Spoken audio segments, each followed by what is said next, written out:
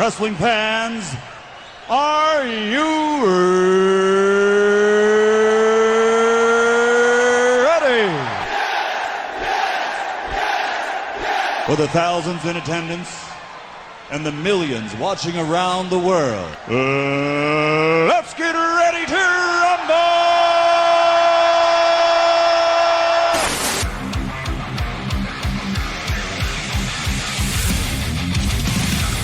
And now, please welcome at this time your hosts, Graham GSM Matthews and RJ Marceau.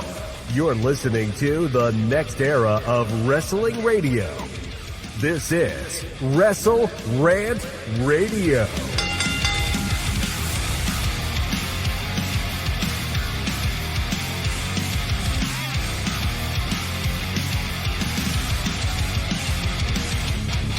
Back here on WrestleRant Radio for Thursday, November 7th, 2024. Mr. Marceau, brother, what's going on? I'm doing good. How are you? I'm doing good. You're closing in on a birthday in a little over a week. Don't even remind me. I'm getting too old. Got your birthday coming up, Thanksgiving. I feel like November's your month. Survivor Series. Every time I think of Survivor Series, I always think of you. Yeah, I mean, it's just like literally leads right in. My birthday is like literally the last week before like all the holidays start. So. It's the kickoff, baby. Did you guys do anything for Halloween last week? I know we spoke on Halloween a week ago. It fell on a Thursday. Obviously, not a whole lot to do. Did you guys do anything after we spoke last week or no? No, we went to a Christmas party a Halloween party. I would hope not.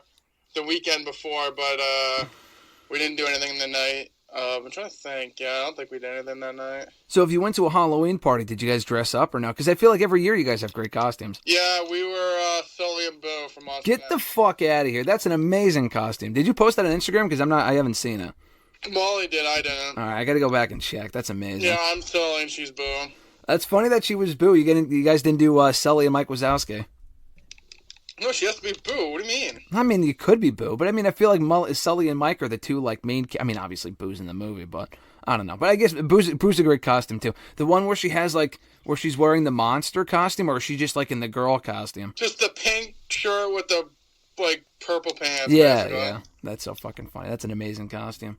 Well, listen, we spoke a couple days ago. You had sent me, well, we speak every day, obviously, but you sent me a DM a couple days ago, and you took me by surprise because I had not seen this, and I got to start with this because it was a big L for Dave Meltzer this week. He hasn't had the greatest year, but when you sent me this graphic, I thought it was real, and it had stemmed from a fake account that Dave Meltzer later confirmed to be that he thought was true without checking any sources whatsoever, without even reading the fucking account that was clearly misspelled and not the legitimate WrestleVotes account that is far more credible than the fake one is, obviously.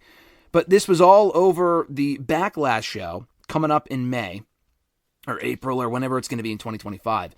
Rumors of it stemming from, this all stemmed from rumors that it was going to emanate from Tokyo, specifically the Tokyo Dome, in 2025. I'm not even sure if it said on the graphic. I can't read or speak Japanese, but I believe it said on the graphic that it was not the Tokyo Dome, but the report in the tweet had said that it was the Tokyo Dome.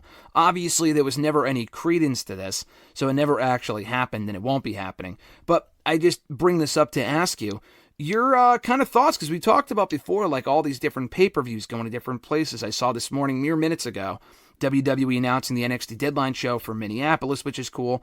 But WWE just announcing a whole litany of overseas shows for the road to WrestleMania. Raw, SmackDown going to be happening in England and Italy and maybe Belgium and places like that. A lot of tape shows on the road to WrestleMania, far from ideal, but that is still pretty fucking cool. Want to get your thoughts on a potential WWE show, not only in Japan in 2025, but a Tokyo Dome show, especially after AEW is going to be running there for their Wrestle Kingdom show or whatever. I mean, I know that's New Japan, but they're doing a Wrestle Dynasty show in January as well. So I want to get your thoughts on that.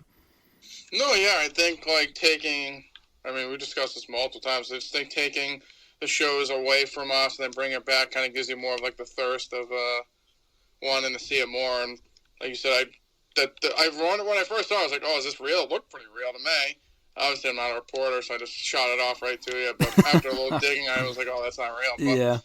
I think doing the PLEs across seas is good. Like I said, it kind of, us not having them kind of gives you like the thirst of wanting to go more and like the interest in going. If it's always around, it's not as interesting or not as like must see. But I did see last night when I was watching NXT that they announced like the pretty much, I think it's like the 14 days or the 14 days before WrestleMania, they're going to be across the sea. Like you said, they're going to be like Italy, France, England, Spain. Like they're going to do like a little tour prior to WrestleMania. So, I mean, it's pretty neat. Like you said, it's a couple tapings, but I mean, I think WrestleMania is a little bit later next year, so I don't think it'll lead right into Mania. Oh yeah, good point. Forgot. Close. Yeah, it's on April 20th. Yeah. Yeah, so I think that tour runs from like late March to early April. So pretty much the March build will all be across Europe, and then they'll come back to the States leading into Mania. So that'll be good. Like you said, I think just spreading the wealth, and those markets are hungry, and might as well feed them while you have it.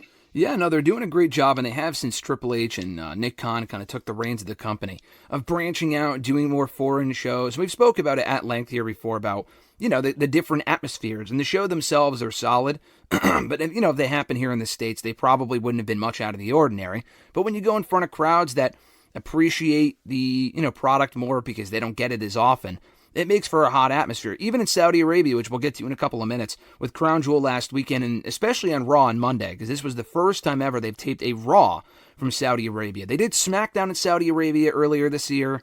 They did not do that this year. This year they had pre-taped SmackDown at the Barclays Center from the week before. But they were there for Raw the following day, obviously not live. They taped that on Sunday, I believe. Aired it on Monday, and it made for a great atmosphere, and the show was good, which we'll get to a little bit later on, like I said. So the branching out of different, you know, markets and whatnot, I think is a really wise decision on their part, and it's making for a lot of fun shows. Now, this was not on foreign soil, but kind of on a similar note. NXT last night, that I know you caught, at the ECW Arena. Obviously, they tape NXT at the Performance Center every single week, but for the occasional show, like the first two shows on the CW, they went to St. Louis, they went to Chicago for the first one, now the ECW Arena. I think if they can do this maybe once a month, once every 2 months, branching out in a different, you know, bringing NXT on the road. You can't replicate the reps that you get from doing house shows. You know, we joke about the coconut loop and shit like that. That shit should never go away. And I also am vehemently, you know, behind the idea of never really moving NXT on the regular on the road. I just feel like that would not work out well. If you watch the weekly shows, like you have Brindley Reese in there with Carmen Petrovich or whatever, and those matches are fine, but they're purely developmental matches. You can't do that shit in an ECW arena. We didn't see that stuff last night on the show. It felt like a mini pay-per-view for NXT, and that's great, but you can't do that stuff all the time. So that's why I'm kind of against the idea of NXT, you know, running their weekly shows on the road every single week. But when you can go on the road once in a while for a show like last night, I think it's pretty cool, and it made for a great atmosphere. I mean, you can't be bringing out the ECW legends every week, but for like a 1 week thing where you get Rhino returning, which was cool, the Dudley Boys out there, Dawn Marie, your favorite, Rob Van Dam, among others. Nunzio was out there facing Tony D'Angelo for the NXT North American Championship. Again, I know we've discussed him at length before, you know, and I immediately thought of you when I saw that. I thought that was fucking cool. Did not come out to the old theme song, the instrumental for No Sleep in Brooklyn. That pissed me off. Not even like, obviously they're not going to pay for No Sleep in Brooklyn, but like even the WWE instrumental knockoff, they didn't even play that, which shocked the fuck out of me, because like they had Rhino's song, they had the Dudley Boys, they had Rob Van Dam, but not the Nunzio song, which was annoying. But anyway, wanted to get your 2 cents, Mr. Marceau, on NXT last night on the whole from the ECW Arena in Philly. Yeah, I think you kind of highlighted like my thoughts pretty on point. I think obviously they should, similar to when like NXT was just going and starting, like everything should probably be focused around the PC, or at the time was Full Sail. But it is nice to get out of that like area and like go on the road, like you said.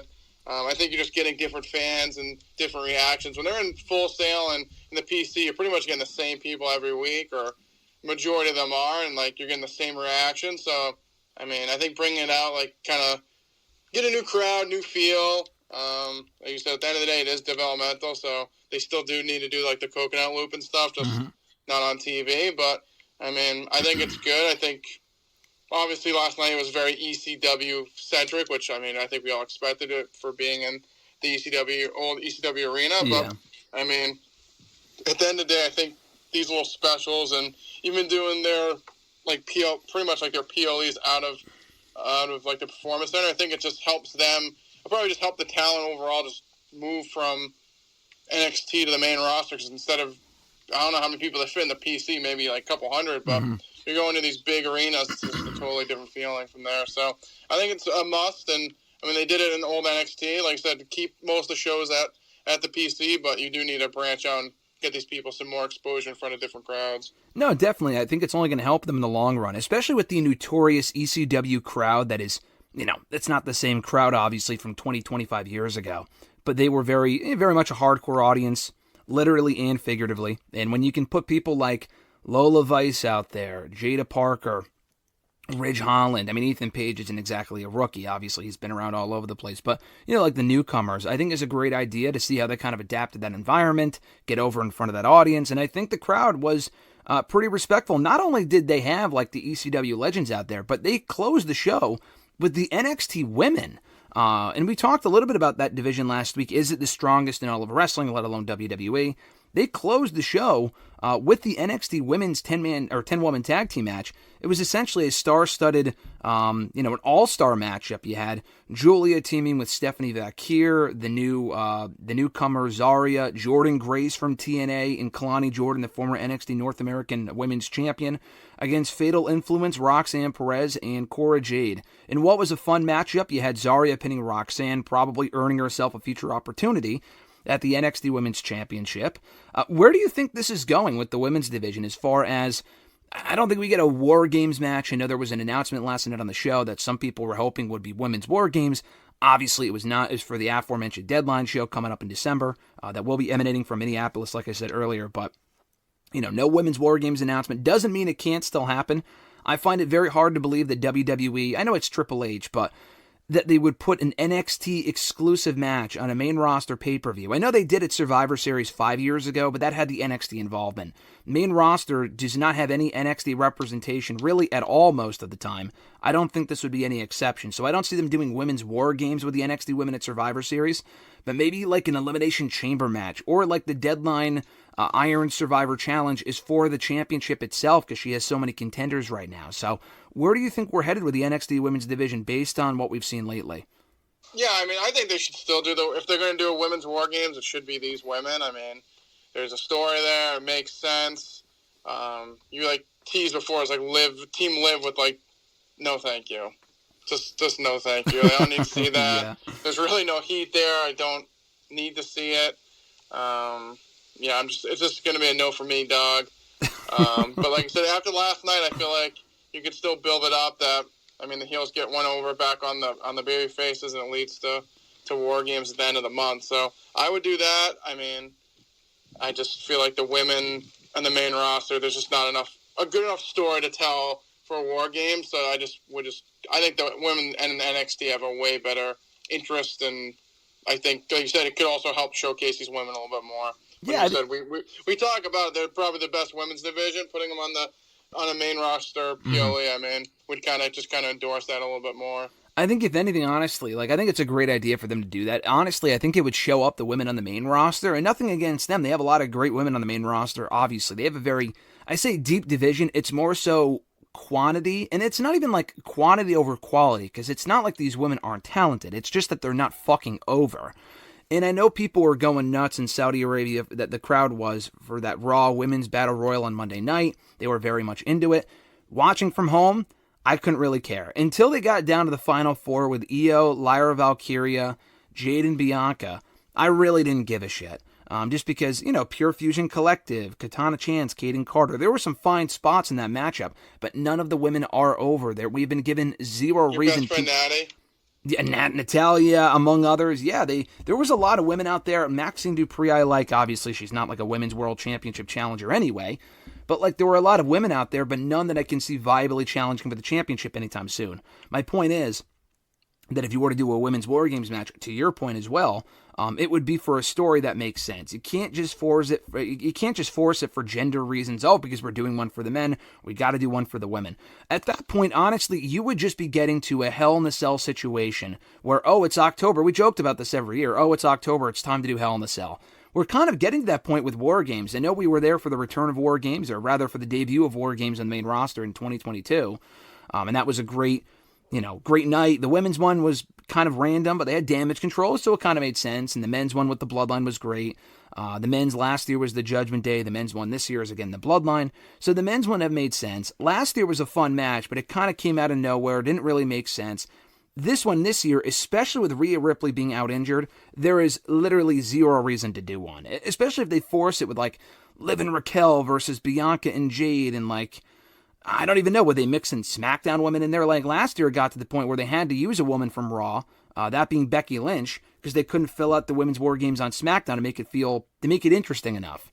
So if you're going to force it, don't do it. But do you have the same kind of concern that I do, that we're getting to a point with WarGames where it kind of feels forced? The Bloodline one has felt organic, but even that one, I would have saved the WarGames for a little bit later down the road, because it kind of feels like they're rushing the Bloodline reunion because they have to get to WarGames in November. Yeah, I mean, I think, like you said, they're kind of creeping into the whole Hell in a Cell. I mean, I think it's a nice idea, but when you do it every year, it just kind of losing the lust. I mean, it's not Money in the Bank. I think Money in the Bank is its own separate beast, and I think it's nice to have it every year. With WarGames, I mean, like you said, it's just like Hell in a Cell. Like, we're just going to do this every year, and it's the same month, too. It's like, at least if it's like or Elimination Chamber, I feel like they try to change it up maybe a little bit. Maybe not. Maybe it's always February, but I mean, they do need to change it up a little bit, because at this point it's starting to get a little stale for me.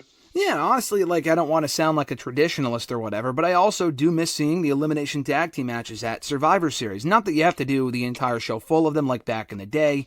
I think there could be a healthy balance where you do one or two of them for matches that make sense, because I know they were doing them just for the sake of fucking doing them. In, like, 2014, they had Cena and The Authority, which was great, but, like, before that, 2013, 2012, they were doing elimination matches for the sake of fucking doing them, because it was Survivor Series.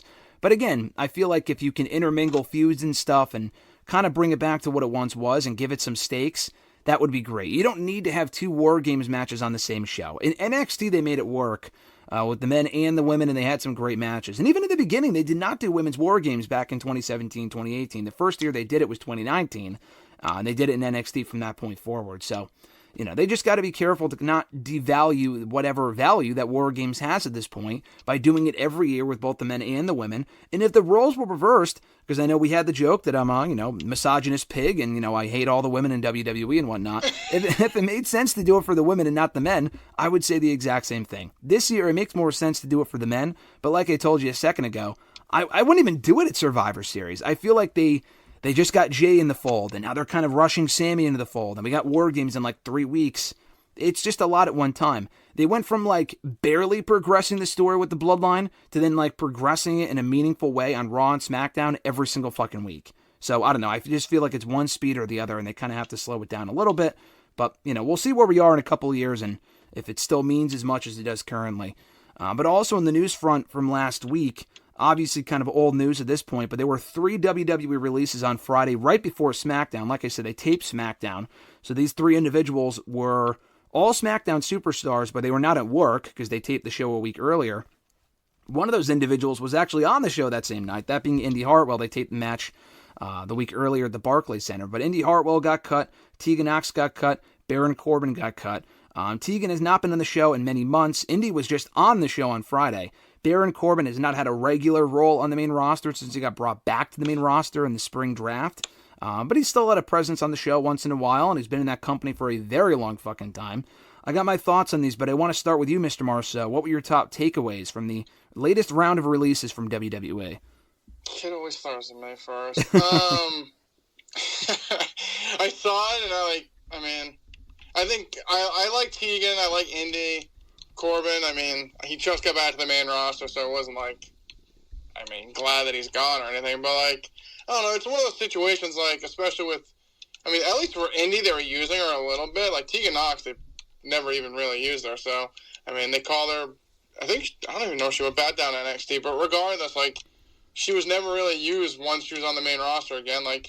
She did that whole thing with Natty, and then, I don't know if she got hurt or whatever, and then we really didn't see her again, and then they brought her back, and then, I don't know, I just feel like with her specifically, I think I probably feel the worst for her, because I feel like she never really had a real chance. Mm-hmm.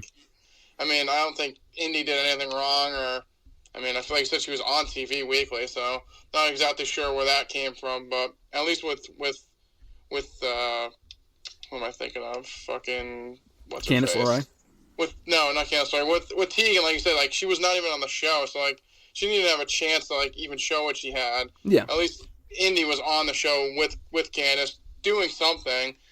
Corbin, I mean, he was teaming up with Apollo Crews. I feel like if you're teaming up with Apollo Crews, it's not the the writing's on the wall at that point. While, but yeah, I feel bad for Tegan. I like the Indi as well. I just feel like probably both of them just never either got over, or they just didn't see them ever getting over to a certain point. I mean, I feel like they could have been probably like what Liv Morgan was probably like 5 years ago. She was basically just like another woman on the roster. Came back, people liked her, and it kind of went off from there. So, unfortunately, it's just they have a ton of women as it is. They don't see it now, and they don't really see it in the future. I think that's kind of what's the decision making, and it sucks because I think they're both good in their specific ways. But I mean, like I said, if you're just another woman at the end of the day, you're going to be on the chopping block, unfortunately. Yeah, I mean, with specifically Indi and Tegan, I think with Indi, it was interesting because it wasn't like she was a top-tier player on the show, but she was on the show. She had just returned to television alongside Candice. They were not on the show for months. So, like, the Tegan one is probably the least surprising because she has not been on the show since she was drafted to SmackDown in April. She has not sniffed television time at all. In an enhancement match, she wasn't even on fucking WWE Speed. So I think they made up their minds a long time ago that she was probably on the chopping block. That being said, though, it does still surprise me to the point that you made, and it is refreshing to hear you say that, just because they never really gave her a chance. Obviously, you know I'm biased. I'm a big Tegan Nox fan, always have been. But, like, what doesn't make sense to me, because all I hear is this narrative she was injury prone. I'm not saying she wasn't, because she did have at least 2 or 3 different ACL tears. But the point is, all of those injuries happened while she was in NXT. And then they fired her in late 2021. So you can make the case at that point. I mean, again, she was called up that summer. They didn't even fucking try. They fired her within months. She had maybe 2 TV matches and they fired her. So there really wasn't any reason to get rid of her then. It wasn't like she got hurt again and then they fired her. That wasn't the case. They fired her back in 2021. They brought her back over a year later. Triple H did under his new regime. And again, they did nothing with her. Like, she was on TV a little bit about a year ago. She had challenged Becky, I think, for the NXT Women's Championship, I believe, on Raw. And she had a couple of matches, and she started teaming with Natalya, and they were doing a story there that really wasn't overly interesting. There was never really a formal split, and then they just fucking scrapped it, and then she was off the show. And as soon as she got moved to SmackDown, I'm thinking she's done. Because at least on Raw, she can get TV time on Main Event or something. They don't have that with SmackDown, so she was kind of fucked at that point. But she didn't suffer, to my knowledge, a single injury in that time. It wasn't like she got injured back in the spring. They just didn't even really try. So, again, for as great of a job as Triple H has done of kind of turning things around creatively, I think one of my things with this, and again, Tegan Nox was not the next, like, Charlotte, but she was also seen as a top prospect when they hired her back in 2017 or whatever for the Mae Young Classic, and she was getting some shit done in NXT in that feud with Dakota Kai, and they worked really well together. She was kind of building momentum there. I think she had challenged for the NXT Women's Championship at one point against I think Io Sky. I think they had a match at one point for the title on TV. But yeah, she's one of those people, like, I guess you can make the case for, like, Emma as well. But she was, again, never really going to be someone they focused on. Where they bring some of these people back, don't do anything with them, and then they let them go anyway, despite the fact they brought them back. Like, with Hit Row, I can kind of get it, because that shit wasn't getting over. But with Tegan, I feel like their biggest crime with her was that they didn't even really try to get her over in front of a main roster audience. Yeah, I mean, like you said, I think she had that little feud with Becky, or was on Raw, and then was with Natalya. But besides that, we didn't really see much of her. It's just, I don't know. Like you said, I think it's just more the fact that maybe you take the roster, you look at it, and you're like, what do we see in these people? And then kind of go from there. Like I said, I think she had a good future, and then, like you said, she did get hurt a few times. But I mean, not like I'm like fire her too, but like I don't know. I feel like her and Dakota Kai are pretty much, to me, are the same person. I mean, obviously Dakota was associated with Damage Control, but I mean, Tegan was kind of just floating in the river. I mean, not like she really was doing much, but like I said, they also didn't really give her that many opportunities. So it's just one of those things. I think Emma's actually a really good comparison. I think she's good. Just really, once she got to the main roster, just really didn't have that fan affair and wasn't over at all. So then they're just like looking at it like, what are we doing with this person? They're not associated with anyone. We'll just move on. And unfortunately, that's what happened with her.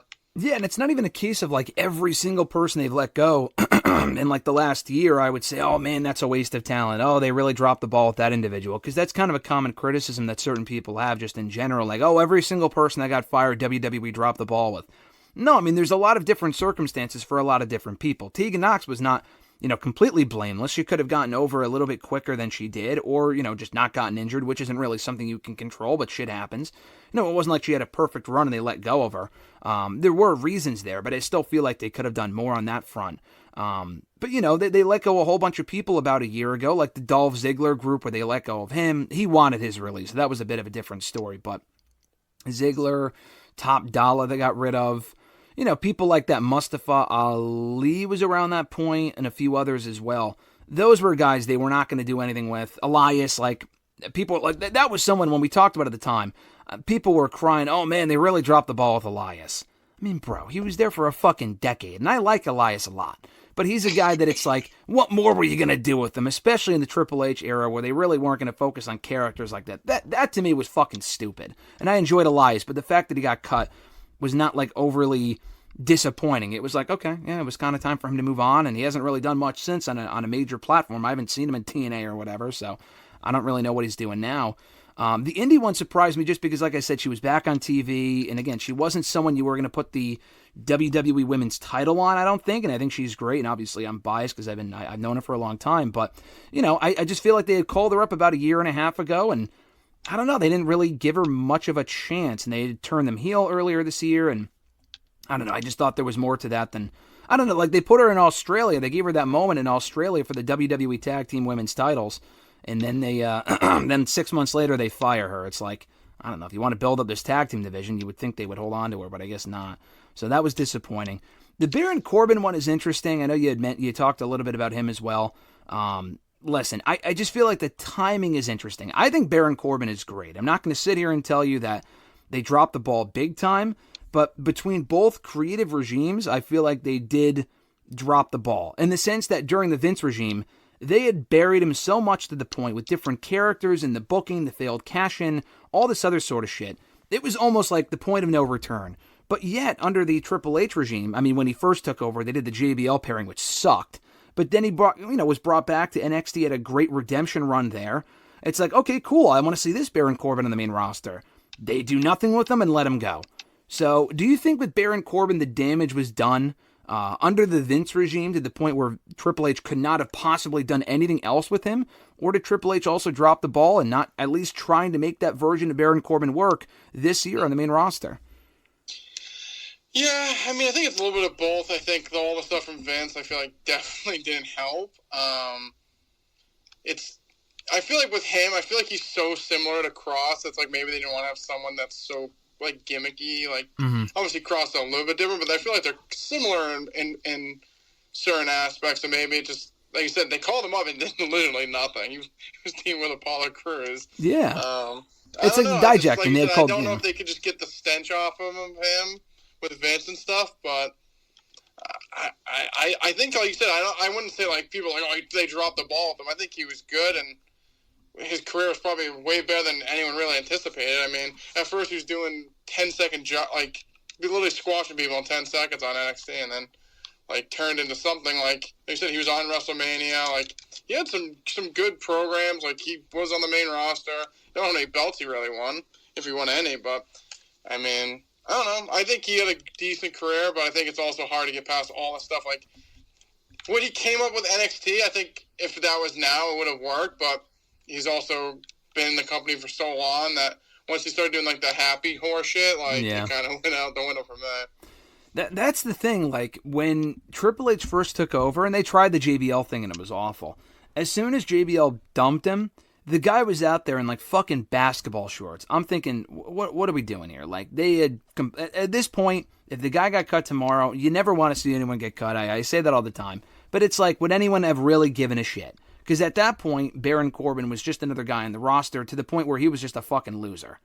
But that said, he had built himself back up. That's the part that doesn't really make much sense to me. Where he had gone to NXT, put other people over, but also kind of reinvented himself as well. And they didn't even try. So if they had fired him a year and a half ago, I would say, you know what? It is what it is. They didn't really try, but it's like they just completely buried this guy. And, it was at a point where, like, with Ryback, like, I mean, Ryback's a nut at this point, but at the time, it's like, you know, it got to a point where I can't even bother to give a shit because there really wasn't coming back from how they just basically buried him. But, I don't know, he got himself over again, Baron Corbin did, and he's back on the main roster, and they did nothing, so that's a bummer. But in conclusion here on that front, what do you see being next for all three individuals, Tegan Nox, Indi, Baron Corbin? Do you see all three of them or some of them continuing to pursue wrestling at all? Do you see them in TNA, AEW? Where do you see them going from here? I think I see the women continuing in some, like I said, somewhere. Corbin, I don't know, he just screams such WWE guy. And I mean, honestly, if he never wrestled again, it wouldn't overly shock me. Yeah, I mean, he's a guy that I've seen a lot of people say, I mean, you know, he used to play for the NFL. I'm sure he's got money in the bank. You know, he literally did about, 10 years ago before he failed to cash in, but I'm sure he's going to be totally fine. I would actually like to see him in a TNA. I feel like he has, it's not like he's 50 either. I mean, the guy's like late 30s or whatever. Obviously a little bit older, but I feel like with the skill set that he's built up through NXT recently and whatnot, and the goodwill that he has with the audience, to see him pop up somewhere else would be cool. But I think safe to say, I mean, I don't see any of these individuals going to AEW, not because they don't deserve to go there, but because they've already brought in so many other people, and I just can't see, for as talented as Tegan is, I can't see them giving her much TV time. I just see her on fucking Rampage. I hate to say it, but it's true. Same with Indi. I think she could get a chance there. Would love to see it. I just don't see them doing that. And then with Corbin, he just does not fit AEW at all, and I just don't see that happening. So, yeah. Do you see any of these individuals in AEW, or is that a long shot? I would say it's a long shot. Yeah, probably not happening. At that point, I feel like you're getting in, like, old TNA territory, just scrapping up all the, like, it's not like they're, like, top guys, so it's like, you're picking them up. I mean, you're really just scraping the bottom of the barrel. I feel like it comes off perception-wise. Like in 2016, when they got rid of, like, Damian Sandow, he was the guy that WWE just creatively ruined. By the time when they let him go in 2016, it was like, what more is this guy going to... And then I like Damian Sandow, not to bury the individual, but, like, by that point, it's like, all right, he's kind of done as far as being, like, someone of value to bring into another company, yet he debuted in TNA anyway, and they gave him the Liberace gimmick, the Liberace, or whatever the fuck it is. Liberace gimmick, and it went absolutely nowhere with Rockstar Spud, and they fired him, or he left within a year. So I think it's the whole, what's Karen Bourbon doing in the Impact Zone? It's like that whole thing, you know? No, I get, like I said, especially where AEW is now, like, they're more established. I mean, at first, like, obviously when they brought, like, Andrade and Miro, I still think they needed more of the star power. Now it's like, you keep bringing these retreads, it just looks like I said, it's like TNA. I feel it just gives TNA vibes. Dude, if this was 5 years ago and AEW was just getting started, then absolutely. But, like, obviously it's a very different landscape now. Like, you have to remember, I'm constantly reminded of this, and he had a meltdown during election night on Tuesday night on Twitter. Jake Hager, the former Jack Swagger, WWE, or rather AEW, brought him in as the big debut at the end of their first ever Dynamite. Like, think about that. If he debuted today, first of all, they probably wouldn't bring him in. If he got fired today, there's no fucking chance they would bring him in. But, like, if Baron Corbin was in Swagger's spot in 2017, I guarantee you he would have been the guy to close that show instead of Jack fucking Swagger. He's one of the most mid guys in the last 15 years. Oh, he was so bad at the end. I mean, the fact he was employed as long as he was crazy. I mean, I know he's friends with Jericho, but oh my God. Did you see him call Tony Khan a communist the other day on Twitter? And then he deleted the tweet anyway. I didn't say that. Yeah, no, I mean, I guess you can't see it now because he deleted it, but I guess he obviously had a little too much of the bubbly from his friend Jericho, and he just went nuts on Twitter during the whole election night thing. But yeah, no, the fact that he was employed for 5 years by that company, and I'm not saying they should have fired him, but the fact that he was there for as long as he was, and they only just recently let his contract lapse and not brought him back earlier this year. But yeah, Jericho just kept saving him, whether it be Inner Circle or Jericho Appreciation Society. He just kept getting by. But yeah, it was a bummer to hear about those releases, and hopefully they all do well in their, no pun intended, future endeavors.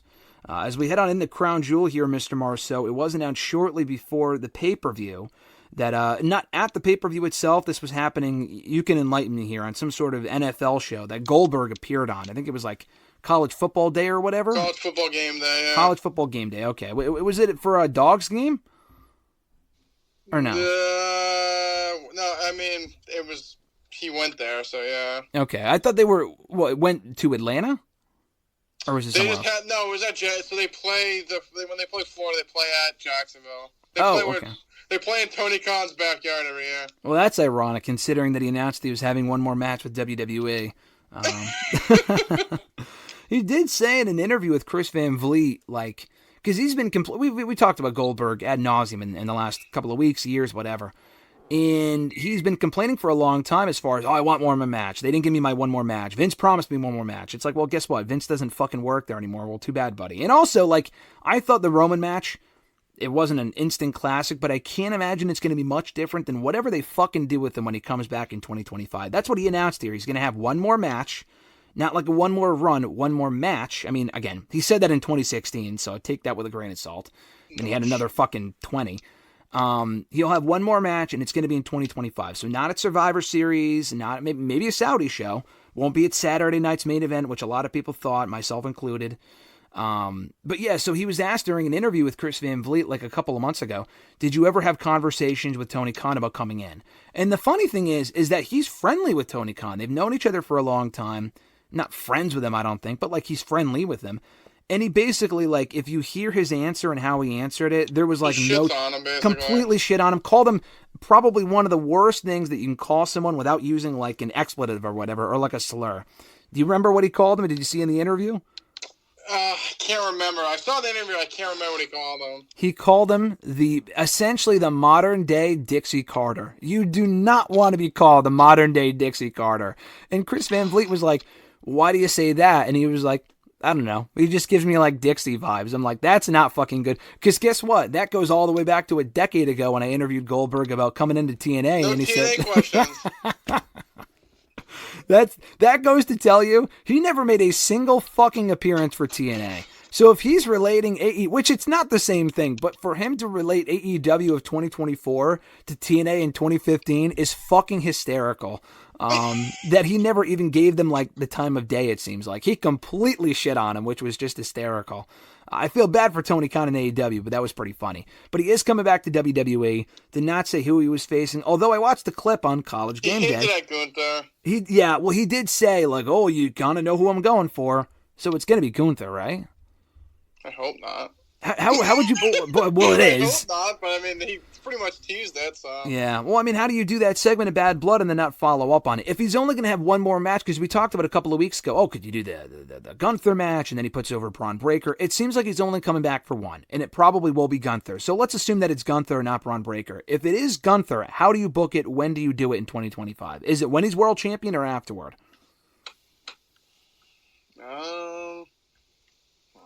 And do you do it at WrestleMania? I mean, it just really depends. I mean,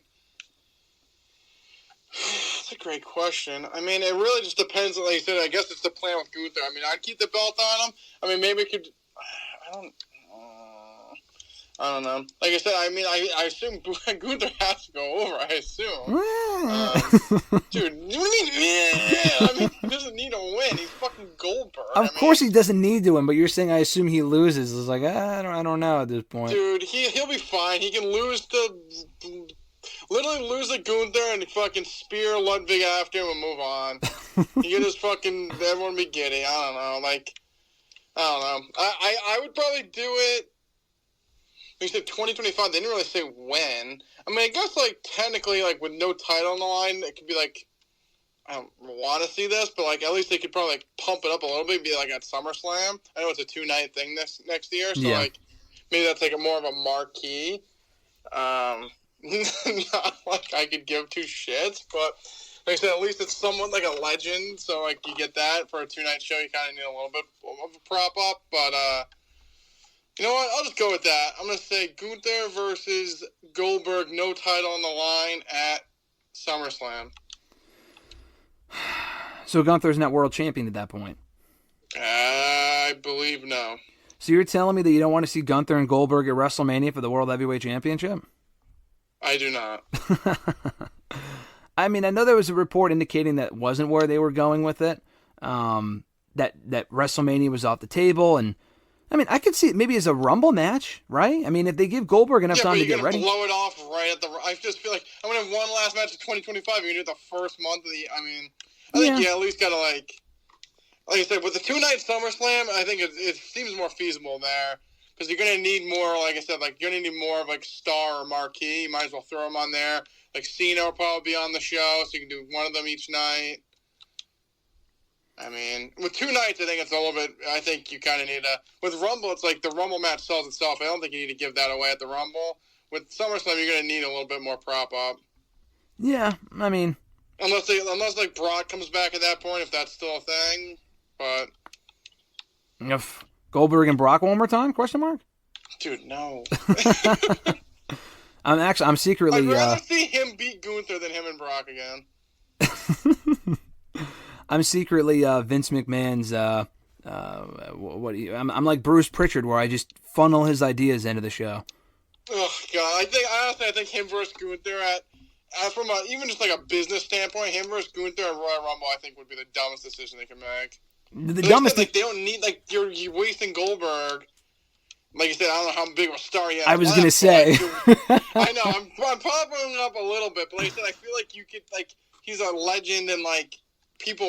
I don't know. If it's his last match, I feel like it's worth putting on SummerSlam than blowing it off on a Royal Rumble when it doesn't really mean much. Well, how about this? What if you don't waste it on a big four? So let's take Mania, Rumble, and SummerSlam out of the equation, and they revolve an entire Saudi Arabia pay-per-view over Goldberg's last match. And it's sometimes been before Mania. The last couple of years, the Saudi shows in the spring have been in like May. So what if they do it in like May? And Goldberg or Gunther's still champion and they can do it then?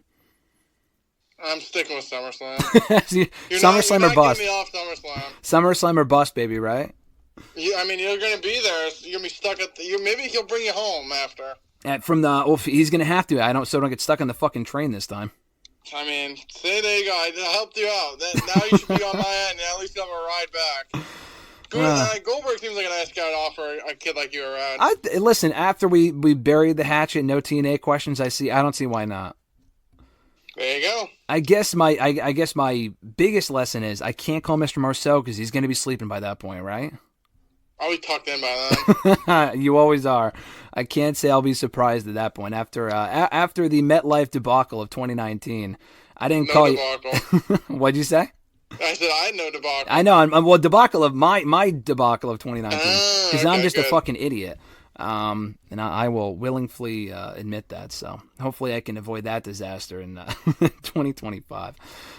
So I thought that was at Crown Jewel because I didn't watch the pay-per-view live and I got a notification about the Goldberg thing during the show. So I'm thinking, oh, the fuck did he pop up during the show? Because I know he got like inducted in like the Georgia College Football Hall of Fame or something that day. So I'm thinking, oh, the fuck did he like? Or it was the day before. So I'm thinking, did he fly to Saudi that same day? But obviously not.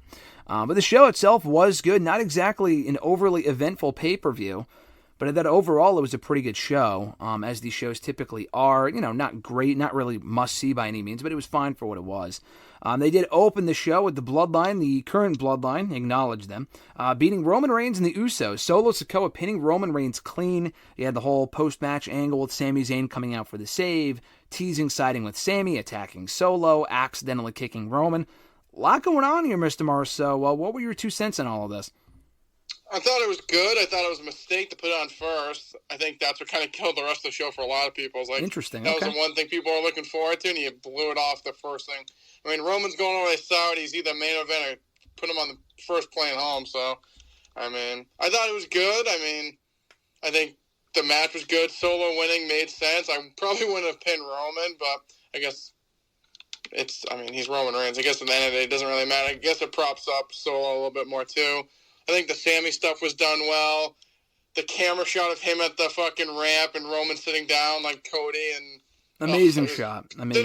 Cinema at its best right there. But, yeah, I think it was the right team won because I think we discussed this. I think we both said they should win to kind of like amp up to WarGames. Mm-hmm. And we got a little bit more furthering on Raw with Sammy and the Usos, and we should get some more tomorrow night. But I think the Bloodline had to win, and then the OG Bloodline will win at Survivor Series. Yeah, I think so too. And I think Solo Sikoa, moreover than anything, pinning. It's not the fact that they just won. They could have very easily pinned Jimmy Uso. I mean, we talk about how expendable he is all the time, but Roman Reigns took the pin. This was a clean win for Solo Sikoa, which was a great endorsement of Solo for a guy that lost to Cody twice. He hasn't won a whole lot of matches, so I thought that was the right finish too. No, yeah, I think putting him over, I mean, it just helps kind of solidify the bloodline as like a more of a dominant thing. He beat Roman, so like he can crow about that for a little bit, and like I said, it kind of helped the OG bloodline get back in form and make a run at him. Yeah, no, like you said, booking 101 to have the Bloodline go over to set up a babyface win at Survivor Series, teaming with Sami Zayn, as we found out after the matchup and on Raw on Monday night. We'll see what happens and what develops more on that front with SmackDown on Friday night. They followed that up with the WWE Women's Tag Team title Fatal 4-Way matchup, Bianca, Belair, and Jade Cargill, beating Damage Control, the Metaphors, Lash Legend, and Jakara Jackson, and Chelsea Green and Piper Niven. You know, honestly, after the 4-Way they had on SmackDown last week on that tape show, which was actually really fucking good, it left me looking forward more to this match. The most, I guess, excited, you would say, I've been for a WWE Women's Tag Team title match on a pay-per-view in a very long time, and I thought they delivered a pretty fun match. I don't want to say they figured out how to book the women's tag team division, because I feel like as soon as Bianca and Jade lose the belts, they'll go back to being pointless props if they're not already. And I thought this was a fun match. I mean, you picked, who did you say would go over? Damage Control? And I picked Chelsea Green and Piper, so we were both wrong. But yeah, I think I picked Damage Control. Yeah, and no new champions here. Bianca and Jade are still champions. Your thoughts on the matchup? I thought it was pretty good. Like you said, I think it's probably one of the better women's tag matches I can remember recently. I mean, I don't know. I guess if they're not going to break them up now, they're just going to keep dragging out between. I mean, the worst part is that the belts are going to be held until eventually they lose them just to have Jade versus Bianca. So I guess we're just waiting for that. But I thought it was a good match. That the two women from NXT, Legend and Jackson, looked pretty good in there. And, I mean, Io got the title shot on Raw, so I had no issues with them winning here and just waiting for them to finally lose it and get the breakup towards WrestleMania. Well, that does beg the question. They announced after Raw on Monday night that actually next week on Raw, next Monday night, they are doing Bianca and Jade versus Liv and Raquel. And not only are they doing it, it will be for the tag team titles. So now that they teased tension on Monday, did Bianca and Jade, but they were both in that battle royal. Only one woman could have won.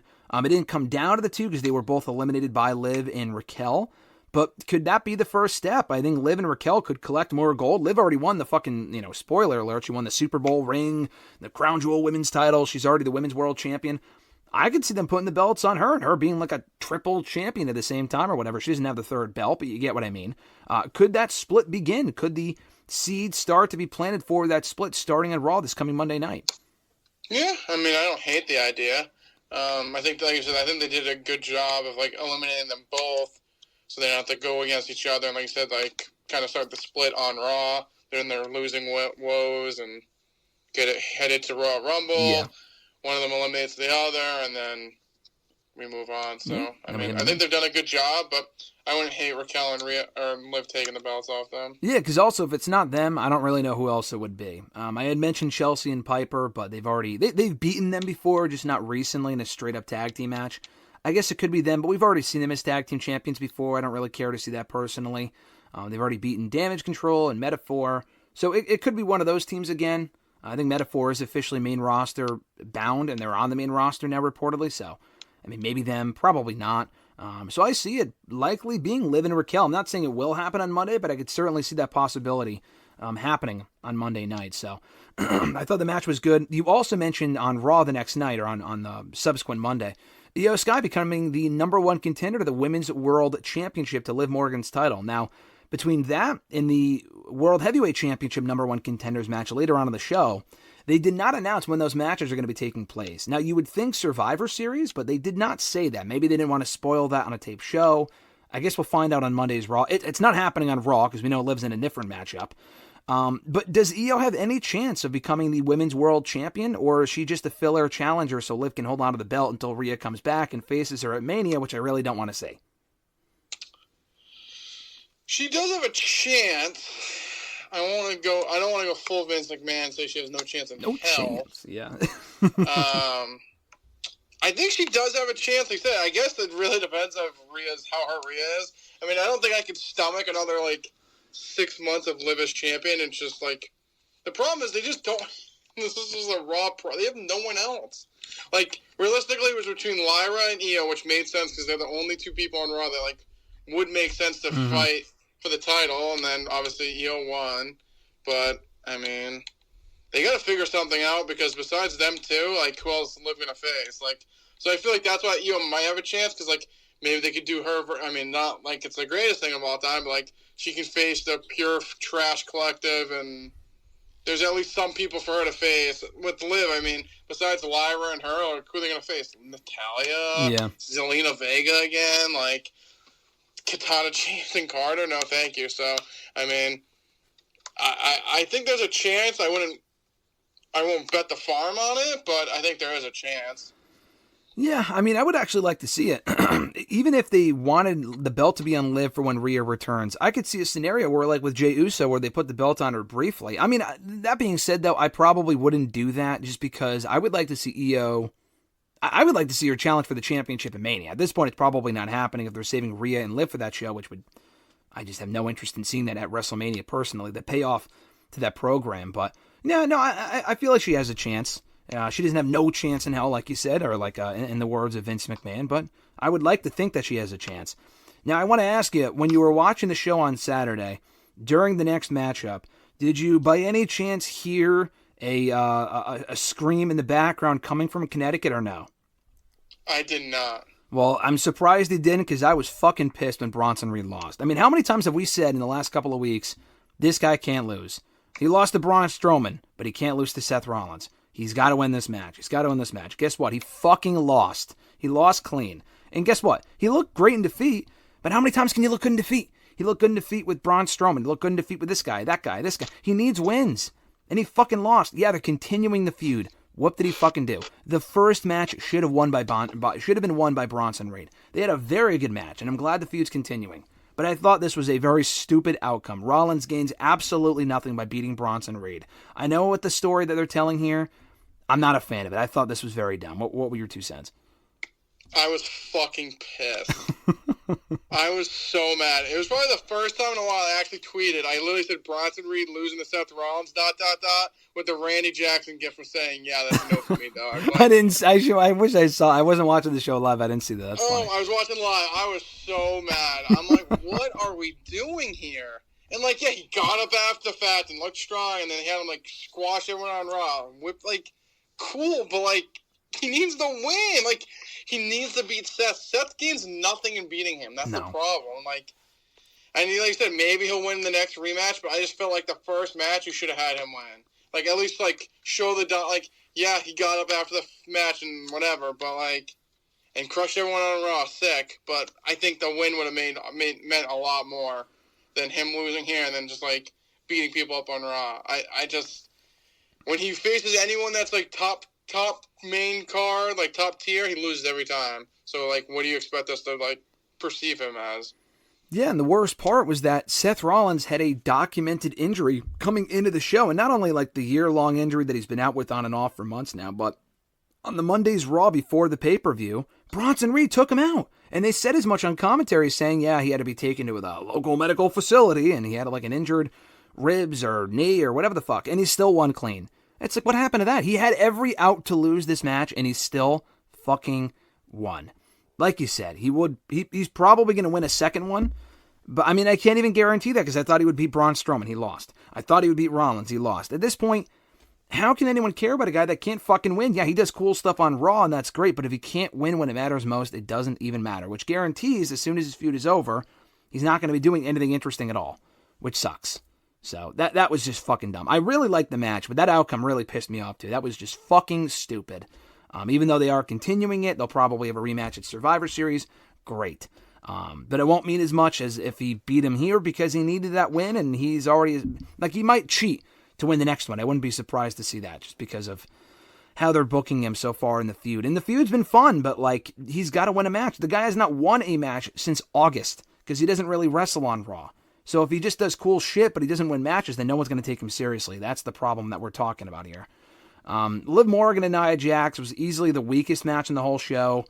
Not very good. It was fine, but, you know, a lot of interference and the bullshit with Tiffany and Raquel and Dom. Just overbooking City. Riddled with shenanigans. Liv wins. Didn't really matter who won to me. I was surprised to see Nia lose again because She actually just lost to Naomi a couple of weeks ago on SmackDown. But any thoughts on this one? Yeah, I mean, I honestly was stunned. I thought, I mean, half of the match, Nia was hitting her with everything but the kitchen sink, and Liv was kicking out. I was stunned. Yeah. I mean, I kind of think I picked Liv. I think she made the more sense to win over Nia. But I mean, I wouldn't say you kind of hit the nail on the head. It was definitely the weakest match of the night. Yeah, just the match that did not matter. That was kind of my whole issue with the champion versus champion matches anyway. But, at least they only gave him 8 minutes. It wasn't like it was a 20-minute affair and it sucked the entire time. For what it was fine. Just it wasn't very overly interesting. And they were all heels, too, so it's like, who gives a shit? But Liv Morgan won the ring. Cool. They did not do Randy Orton and Kevin Owens. They actually did an angle instead where they attacked each other. Owens laid him out with, jumping senton, whatever, and the crowd on through a table. Very good stuff here. I'm actually fine with the match not happening. I mean, I know I was kind of looking forward to a 7-match card for the first time in a while on a pay-per-view because they haven't done them in many months. But I was okay that they did an angle instead because you can save the match for Canada at Survivor Series in Vancouver in a couple of weeks. So I thought this was well done to kind of keep the feud alive and establish Owens as a threat that Triple H kind of made him out to be in that promo a couple of weeks ago on SmackDown. No issue for me. I mean, like you said, I think it didn't need to happen here. You can kind of flesh it out a little bit longer. It kind of gave like Rollins and who was supposed to Riddle from SummerSlam when we went. They got like an angle instead of the match. So I mean, I had no issue here. Yeah, no, I agree with that too. My favorite match of the night, personally, I thought the main event was great. We'll get to that in a second. But my favorite match was the United States Championship match. They only got like 9 minutes, but they made that fucking 9 minutes. They made those 9 minutes matter. They made them count. Great match here with LA Knight, Andrade, Carmelo Hayes for the U.S. title. All three guys having great showings, working really well together. Andrade and Carmelo obviously having that stellar best-of-7 series. You throw Knight into the mix, really fun matches with both guys. A lot of cool, innovative maneuvers, and that finish looked fantastic. So really clean encounter here, aside from Knight's one botch when he jumped on the ropes. He's messed that up enough. I'm kind of surprised he still does it, but, it is what it is. Beyond that, though, this was a lot of fun, and Knight is still the United States champion. I thought we might get a new champ. I think you picked Carmelo or Andrade. I think I picked Carmelo. I forgot who we picked, but we didn't get a new champion. But I'm okay with that because the match was a lot of fun. So what'd you think of this one? Yeah, it was a fun match. Like you said, I think it was probably my favorite match of the night, like actual match. Thought all the guys looked good, and a little surprised LA Knight kept the belt, but I mean, he's still champion. I mean, not really exactly sure who dropped the belt to, especially because there really isn't too many other heels I could think of. Mm-hmm. But, I mean, I thought it was a good match and no complaints on my end. Yeah. Someone asked me about this individual on hashtag on Wednesday, and I had said, hey, maybe dust them off and face Knight soon for the U.S. Championship. Any interest in LA Knight and Shinsuke Nakamura? Maybe that's the direction they go in from here. I'm going to take that as a no interest. Please no. Is Nakamura a guy that you think they might just have him ride out the end of his contract? Or, like, why is he even still there if they don't use him? He hasn't been on the show since April. I like Nakamura a lot. I would actually like to see Knight and Nakamura, but if they're not going to use him, then what's the point? Yeah, that's a no from me. It's a no from me, dog. No, thank you. The bloom's off the rose there, though, but maybe he can put over Knight. I don't know. Just keep an eye out for that on SmackDown this Friday. You can't say I didn't call it if it happens on Friday, but probably not something that I know you're looking forward to. But we get to the main event, Cody Rhodes and Gunther. The other champion versus champion Crown Jewel Championship matchup. I thought this was very well wrestled, very good matchup here. Kind of finish out of nowhere, Cody Rhodes pinning Gunther off of like I don't know what you would call it, but it wasn't like decisive. He kind of like rolled him up, so to speak. So, I mean, which is nice because Triple H did say coming into the show that they weren't going to do any non-finish bullshit. I mean, the women's match had a lot of bullshit, but it wasn't a non-finish. For the men's one, it was a straight-up clean finish, and then Gunther showed him respect afterward, which was cool. He is like no other heel world champion they've ever had. They're not turning him babyface, but I thought the way they booked him here was great. Match was good, no interference. Cody Rhodes just wins clean, and he wins the ring. So, yeah, very good stuff, and I thought this was a great match. So, what do you think, Mr. Marceau? And was it the right outcome as well? Yeah, I thought this was a pretty good match. Like you said, I think Cody winning, we both had. I mean, I don't know if I would say it was the right decision. I don't love Gunther losing, but out of the two, I think it made the most sense. So I was fine with it. I mean, like I said, I wouldn't have probably had him lose, but I mean, against Cody, it kind of makes sense, so I kind of get that as well. So, I mean, it was a decent match. Like I said, we got a clean finish, and Cody got the ring, and we'll move on. Yeah, and then we keep the belt in the dust until next November when they do this shit again, and I really don't care to see the concept brought back, but that's probably what they're going to do. But yeah, I thought the match was great. So going forward, last question for you here, Mr. Marceau. We do not know who's next for Cody Rhodes. I know Orton and Owens are still feuding, so I thought it would be Owens unless they do a triple threat, so I'm curious what you think they do with Rhodes at Survivor Series. It will not be Bloodline WarGames because they kind of had Sami Zayn fill that spot, which is great. So what do you do with Cody Rhodes next? And Gunther, we know, is facing Damian Priest, who became number one contender on Monday's Raw. Your thoughts on that as well, and if they do that at Survivor Series? Yeah, I would do Priest and Gunther at Survivor Series. I mean, you're going to need to get a title match on there. I would probably do Cody. I mean, Orton's still a babyface, so, like, him. I mean, I guess you could do the triple threat, but I think you should just do Owens and Orton at Survivor Series. You can make it like a stip match. Mm-hmm. And then Cody. So you could do Cody and I'm assuming Owens, and then, yeah, I mean, I think eventually you're going to get, I think leading into Mania, it should be him and Orton. Yeah, but, I agree. I mean, we still don't know what's going on with The Rock, and then what do you do with Roman? Mm-hmm. So there is a lot of other things that are out of our control, or we don't really know where it's going next. But I think I would do Owens and Orton at Survivor Series, and like maybe winner faces Cody leading into Royal Rumble. Could you do maybe like at for a Mania? Really depends on what they're doing with Rock. Yeah, well, I mean, you said leading into Mania. What if they do? Because there were talks of doing Rhodes and Owens and Gunther and Priest at Saturday night's main event in December. What about that? It's fine with me. My only issue is that if you do that, you don't have a WWE title match at Survivor Series, and that would also imply that they're doing Gunther and Priest at Saturday night's main event, which isn't up for another month plus. That's a long time to be building towards that match and not do it at Survivor Series. And that would also mean that we go 3 pay-per-views without any men's world title matches, including Crown Jewel, Bad Blood, and now Survivor Series. So, I think you could still do Gunther and Priest at the WarGames. And maybe there's just like a fuck finish, and then you get the rematch at Saturday night's main event.